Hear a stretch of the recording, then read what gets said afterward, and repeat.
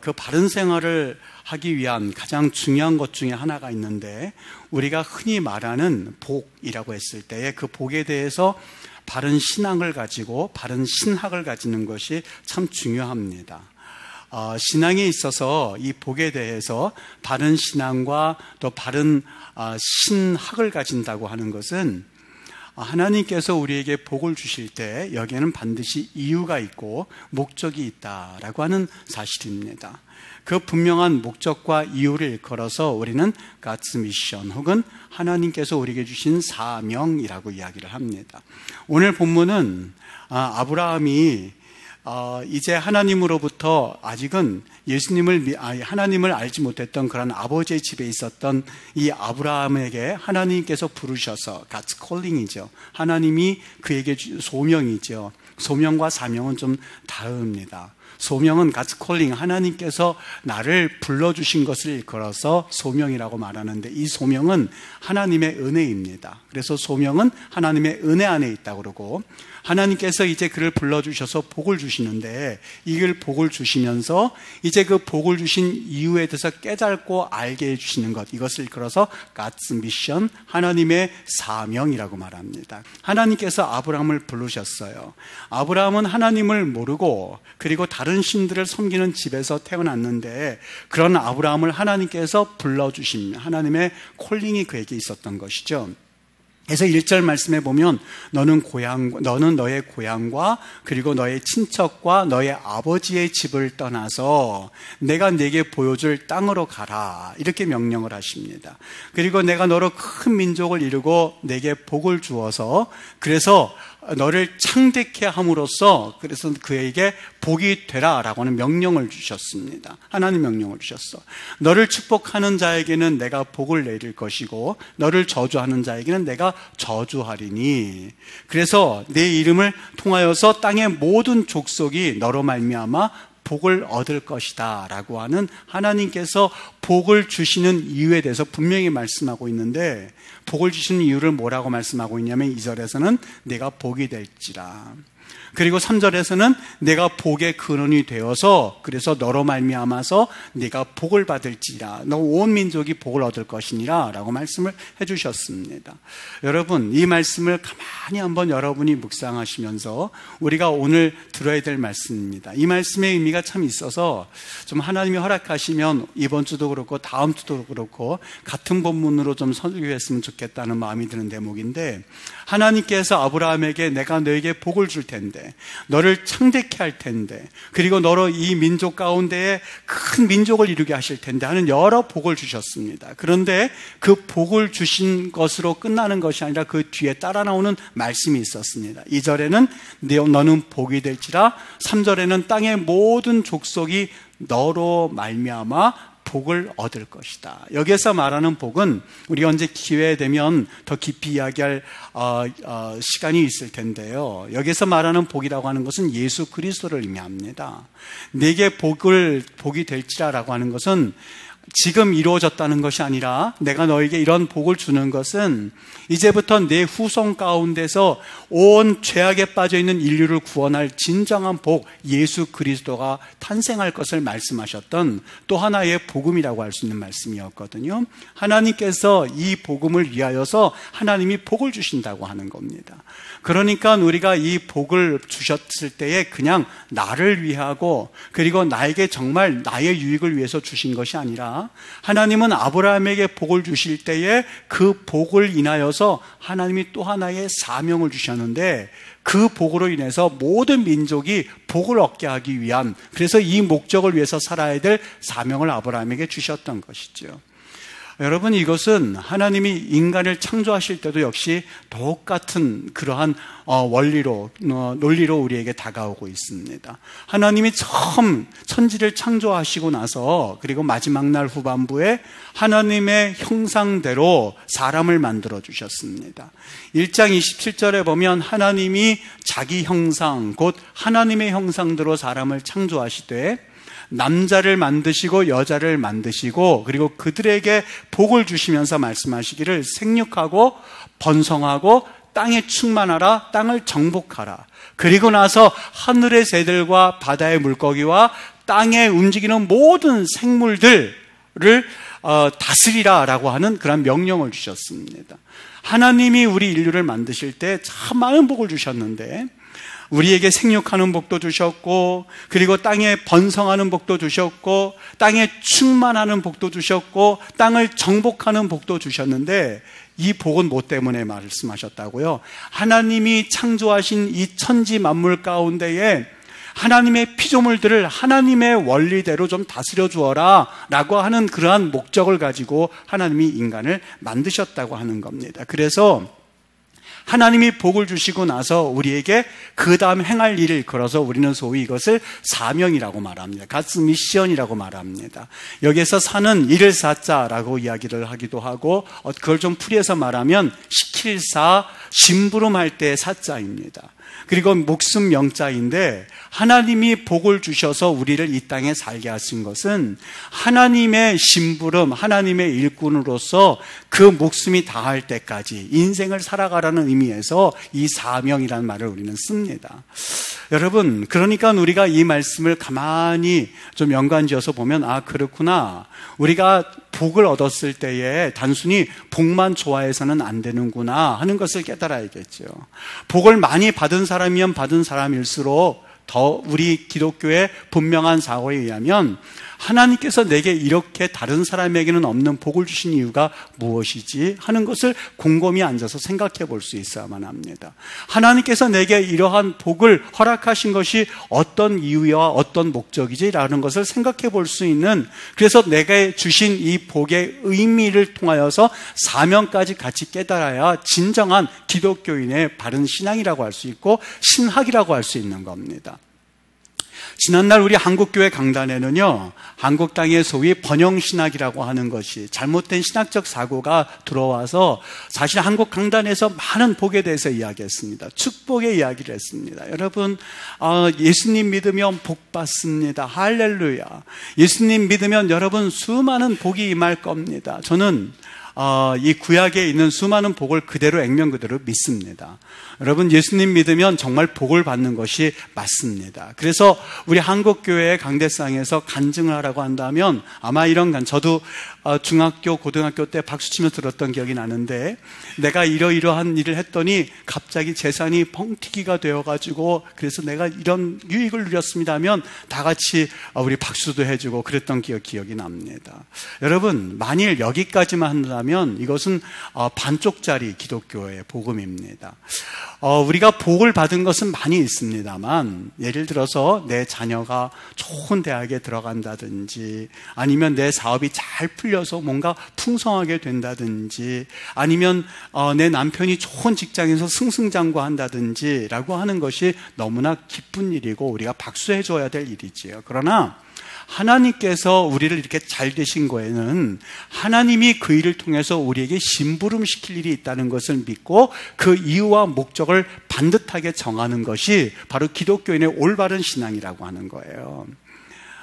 미국에서요, 토크쇼의 여왕 다 아시죠? 오프라 윈프리라고 하는 그러한 그 토크쇼 여왕입니다. 흑인 여성인데 얼마나 불우한 인생을 살았는지 아마 아시는 분은 아실 거예요. 흑인 여성이에요.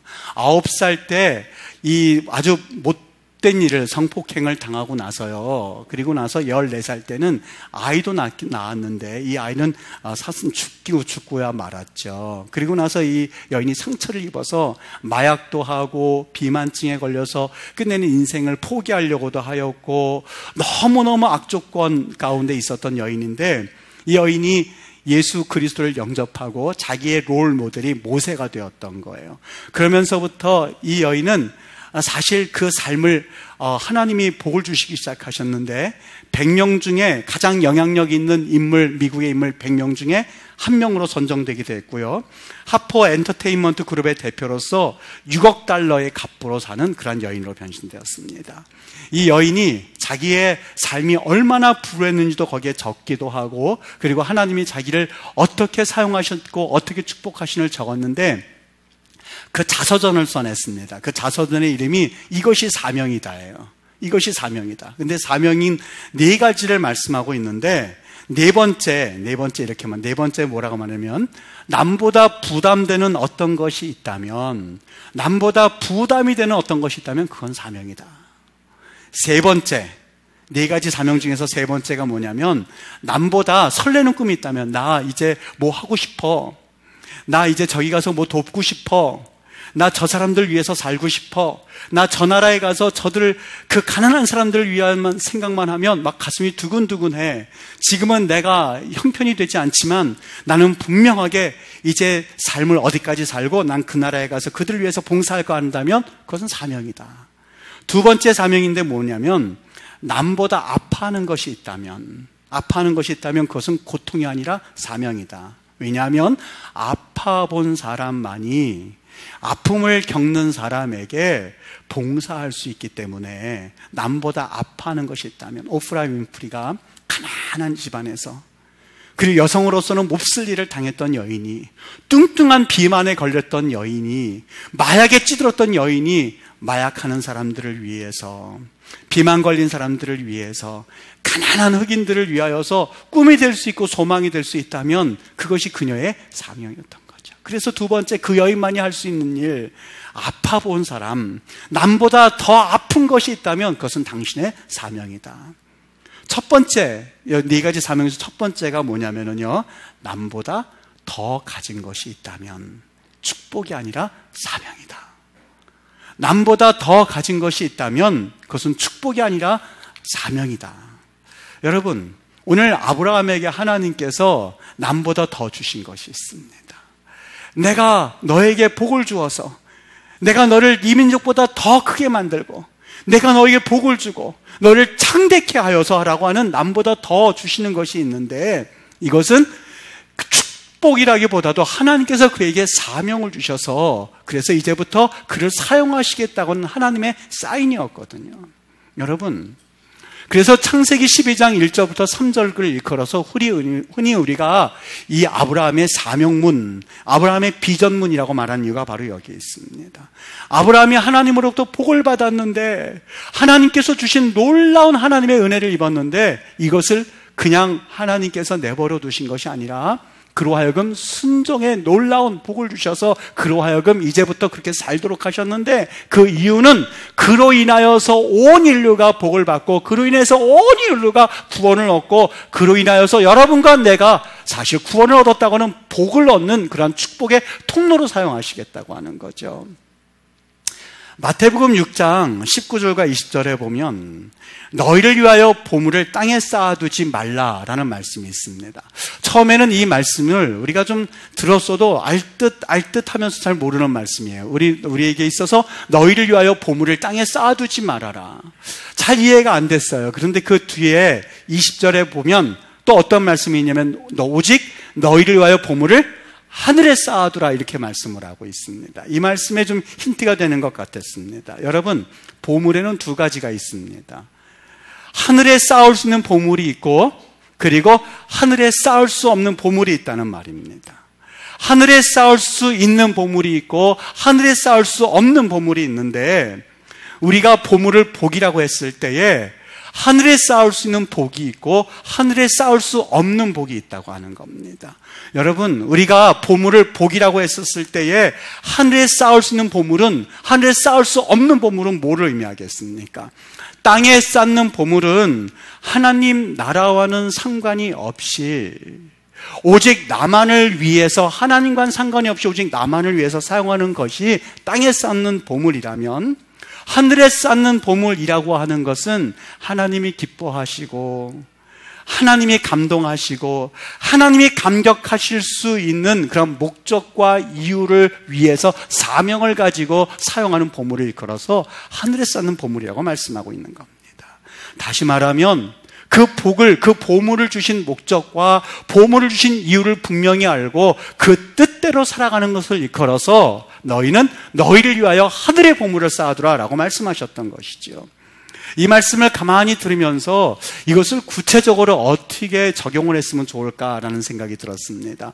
이 말씀을 가만히 만일 우리 성도님들이 이 말씀을 지키지 못하고 있다면 설교를 하는 저에게도 굉장히 부담이 됐을 겁니다. 그런데 제가 자신 있게 이 말을 할 수 있는 것은 우리 임마누엘 교회 성도님들이 굉장히 건전하게 신앙생활 하시는 분들이 많이 있고, 그리고 우리 임마누엘 교회에 참 자부심이 될 수 있는 분들이 많이 있어서 저도 이 말씀을 하게 돼서 얼마나 감사한지 모르겠습니다. 여러분, 우리가 하나님께 받은 그 보물을 인정하고 사명으로 인정할 수 있는 가장 상징적인 하나의 도구가 있는데 그게 바로 11조입니다. 11조 생활을 통해서 하나님께서 우리에게 물질을 주셨는데, 우리가 11조를 함으로써 하나님, 내게 물질을 주신 이유가 있고 목적이 있는데 내가 그 목적대로 쓰임받기를 원합니다 하는 최소한의 장치가 바로 11조인 것입니다. 그러니까 우리가 11조를 단순히 돈이라고 생각하지 않고 11조를 믿음이라고 보는 이유가 바로 여기에 있습니다. 당연히 11조 생활을 못한다라고 하는 것은 이런 고백에 자신이 없다는 말과 동일합니다. 물론 이게 모든 분에게 다 해당된다고 생각하지는 않습니다. 11조를 신앙생활 얼마 하지 않는 분들, 그리고 막 초신자들에게 이 말씀을 하는 것도, 그리고 믿음의 분량이 아직 초보인데 믿음의 장성한 분량을 요구한다고 하는 것은 무리가 있겠죠. 그래서 믿음 생활 얼마 하지 못한 분들에게는 충분히 아직 11조 생활을 못하는 것에서는 이해를 합니다. 그런데 문제는 신앙의 초보가 아니라 내가 신앙생활에 벌써 연륜이 있고 그리고 교회의 직분을 맡았는데 그럼에도 불구하고 11조 생활을 못한다면 이거는 이야기가 달라진다고 하는 것이죠. 우리 하나님께서 우리에게 보물을 주셨는데 그 보물이 무엇이 되었든 누구에게나, 목사님 저에게도 있습니까? 그럼요. 하나님께서 5달란트 받은 자, 10달란트 받은 자, 1달란트 받은 자 차이는 있을지언정 모든 사람에게 하나님께서 이 보물을 허락을 해주셨습니다. 그렇다면 내가 이 보물을 어떤 방법으로 어떤 모양으로 하나님께 드려야만 하는가라고 하는 것은 우리가 한 번쯤 생각해 봐야만 합니다. 만일 내가 신앙의 초보가 아님에도 불구하고 신앙의 초보처럼 이 11조 생활을 하지 못한다면 우리 하나님께서 내게 원하신 그 신앙의 고백을 나는 아직 못한다고는 말과 똑같은 거거든요. 하나님께서 섭섭해 하실 때 바로 이것을 섭섭해 하십니다. 여러분, 이게 참 중요합니다. 우리 신앙의 초보 노릇과 또 신앙의 어른 노릇이 있습니다. 무슨 이야기냐면, 신앙에는 초보인데 만일 내가 신앙에서는 마치 어른 노릇을 하게 된다면 교회는 그때부터 문제가 생겨나기 시작합니다. 다시 말하면 11조 생활을 하지 못하는 분들이 예를 들어서 교회의 중직이나 그리고 교회의 어떠한 리더 역할을 맡게 될 때는 결코 그것은 바람직한 교회가 될 수는 없습니다. 건강한 교회가 될 수 없다는 이야기입니다. 이 이야기를 제가 할 수 있는 이유는 우리 교회는 자유하기 때문에 그렇습니다. 여러분, 그래도 성도님들이 깨어서 있어야만 교회는 건강한 교회가 될 수 있거든요. 만일 그런 고백이 없이 교회의 중직을 맡는 교회들이 혹 있다고 한다면 그 교회에 문제가 일어나는 이유가 바로 거기에서 시작이 됩니다. 만일 내가 하나님 앞에 이런 고백을 하지 못한 채, 그리고 정직한 11조를 하지 못한 채 교회의 중직의 노릇이나 아니면 교회의 평신도의 리더가 된다고 한다면 그 교회는 사실상 많은 문제가 여기저기서 불거져 나오기 마련입니다. 그것이 돈 문제가 아니고 그것이 믿음에 관한 문제이기 때문에 그렇습니다. 그래서 우리 성도들도 분명하게 인식하고 이제는 저변으로 다 알아야 되는 이야기라는 생각이 듭니다. 교회를 갓 설립한 어느 목사님의 이야기예요. 그 목사님께서 교회를 갓 설립했으니 얼마나 힘이 드시겠어요. 답답하니까 이런 말씀을 하시는 거였었어요. 목사님, 저희 교회에 이제 막 설립을 했는데 한 달에 11조 100만 원 하는 분들 10명만 있었으면 좋겠어요 라고 하는 바람을 이야기했어요.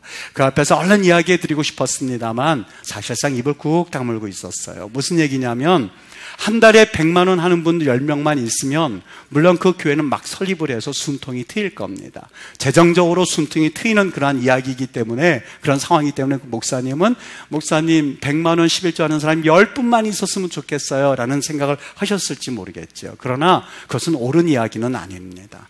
그분이 정말 기도해야 될 제목이 있다면 하나님 11조 100만 원 한 분 10분이 아니라 그렇게 기도해야 될 것이 아니라 하나님 단 10만 원이라도 줬사오니 정직하게 온전하게 11조 할 수 있는 분 100명을 좀 주십시오 라고 기도하는 것이 옳습니다. 왜냐하면 하나님 앞에서는 온전한 11조라면 100만 원이나 1000원이나 하나님 앞에서 똑같은 힘이 있기 때문에 그렇습니다. 돈이 힘이 있는 것이 아니라 힘이 있는 것은 뭐예요? 믿음이 힘이 있기 때문에 그렇습니다. 여러분, 내가 진정한 바른 신앙생활이라고 하는 것은 하나님 앞에서 무엇을 어떻게 하는지를 분명히 알고 주님 나아갈 수 있는 은혜가 있어야만 합니다. 이 말씀을 적용을 하면서 우리 교회에서 이렇게 자유롭게 할 수 있는 이유가 한 가지 있습니다. 그것은 여러분 정말 이 목사도 여러분들을 축복하려고 합니다. 기도 제목만 있으면 하나님 복 주세요. 정말 11조 생활 100만 원이 아니라 1000만 원의 이력도 할 수 있도록 해서 축복하려고 합니다. 그런데 마음 가운데에 이제 목회자로서 정말 아버지가 어린아이들에게 무엇을 해주려고 할 때 그 아이가 올바로 자랐으면 좋겠다는 마음을 가지는 것처럼 한 가지 소원을 담아서 봅니다. 여러분 정말 복을 받는 것 중요하고 그리고 좋은 직장에 가고 그리고 좋은 일들이 일어나는 것이 너무너무 중요합니다만 여러분 이것으로 끝나는 것이 아니라 복에 대해서 반듯한 생각을 가지고 나가는 것이 참 중요합니다. 반듯한 생각이라고 하는 것은 하나님께서 여러분들에게 복을 주실 때에 그 복을 그냥 주신 것이 아니라 하나님이 심부름시키실 사명이 있다는 것을 분명히 믿고 고백해야만 합니다. 하나님께서는 아브라함을 부르셔서 축복해 주셨습니다. 하나님이 그를 부르셔서 축복하신 목적이 있는데 오늘 본문을 통해서 우리는 그것을 깨닫게 되는 것이죠. 그것은 세상을 축복하기 위함이었습니다. 예전에 우리가 흔히 그런 말들 했습니다. 어른들이 공부해서 남주냐 얼른 공부해라 그랬지만 어느 목사님께서는 이젠 그걸 바꾸어서 공부해서 남줘야만 합니다는 이야기로서 사실 그 이야기가 꽤 오래전부터 이제는 익숙해져 있을 겁니다. 여러분 공부만 그렇겠습니까? 여러분 건강해서 여러분만 좋으라고 하는 것이 아니라 그 건강을 통해서 온 세상이 복을 받으면 얼마나 귀한 일이겠습니까? 여러분 명예 있고 높은 권세를 가지는 것이 무슨 문제가 되겠습니까? 그러나 그 높은 권세와 높은 지위가 땅에다 보물을 쌓는 일로만 너희를 위해서 땅에다 보물을 쌓는 일로만 한다면 하나님이 기뻐하시지 않는다는 거예요. 분명하게 내가 높은 지위에 올라가야 될 이유가 있고 목적이 있어야 되는데 그것은 뭐예요? 하늘의 보물을 쌓기 하기 위함입니다. 하늘의 보물을 쌓는다라고 하는 것은 하나님께서 그 보물을 주신 목적과 이유를 따라서 사명을 가지고 그것을 사용하고 쓰고 그리고 하나님 앞에 섬기는 것을 일컬어서 하늘의 보물을 쌓는다라고 말씀을 하고 있습니다. 여러분 오늘 믿음의 조상으로서 내가 너에게 복을 주신다고 말씀을 하셨습니다. 만일 여러분이 오늘 제가 어느 여인의 말을 인용하지 않더라도 우리가 다 알 수 있는 이야기입니다. 남보다 더 많은 것을 가지고 있다면 그것이 무엇이 되었든 꼭 물질에 국한되지 않습니다. 무엇이 되었든지 간에 더 많은 것이 있다면 그것은 축복이 아니라 뭐라고요? 사명이라고요. 하나님께서 아브라함에게 이러한 복을 주셨을 때에 그 복을 주신 이유는 뭐라고요? 하나님께서 네가 세상의 복의 근원이 되고 너 후손이 너의 복이 되어서 그래서 그 후손으로 하여금 온 인류가 복을 받게 하기 위한 하나님의 사명을 주셨음을 분명히 기억하고 이 복에 대해서 바른 생각을 하실 수 있는 은혜가 있게 되기를 원합니다. 오늘 복은 사명이다. 이 말씀을 통해서 우리 임마누엘 교회 성도님들이 정말 마음껏 복을 구하십시오. 저는 너무 좋습니다. 여러분들이 복을 구하십시오. 하나님 내게 이런 복도 주십시오. 아주 담대게 구하십시오.